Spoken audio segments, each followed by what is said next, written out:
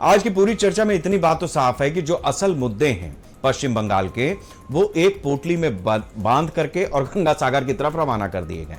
जो बचा है वो हिंदू मुसलमान है, वोटों का ध्रुवीकरण है और सत्ता तक पहुंचने की एक ऐसी लड़ाई है जिसमें हिंदू और मुसलमान दोनों अपनी अपनी तरह से डरा हुआ है। कभी किसी हिंदू को टीएमसी का डर लगता है तो कभी किसी मुसलमान को बीजेपी का डर लगता है।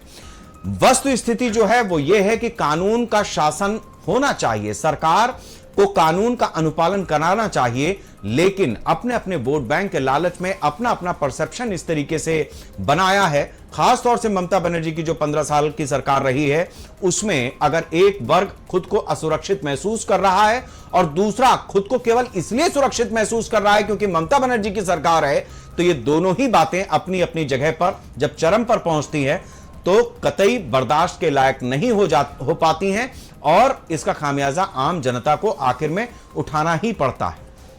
यह भी बात सही है कि घुसपैठ को लेकर के दोनों सरकारों के बीच में जो समझबूझ होनी चाहिए थी वो नहीं दिखती है। ममता बनर्जी खुद जिन बातों को लेकर के एक समय पर आंदोलन करती रही, आज पश्चिम बंगाल उन्हीं चीजों को लेकर के भुगत रहा है, जल रहा है और कोशिश में है, उस कसमसाहट में है कि हम किस तरीके से इस चक्रव्यूह से बाहर आ जाएं।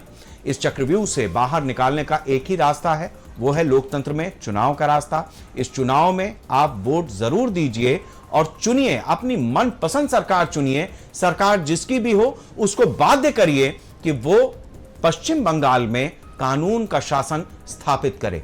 ममता का शासन या बीजेपी का शासन या टीएमसी का या लेफ्ट का शासन, जब तक इस तरीके की स्थितियां बनेंगे और आप छोटी छोटी बातों में फंसे रहेंगे, ये यकीन मानिए कि डेमोग्राफी बदलती रहेगी। और डेमोग्राफी बदलने का मतलब सिर्फ और सिर्फ इतना है कि हिंदुस्तान के मुसलमान को हिंदुस्तान में खतरा नहीं है और ना ही हिंदुस्तान खतरा महसूस करता है हिंदुस्तान के मुसलमान से।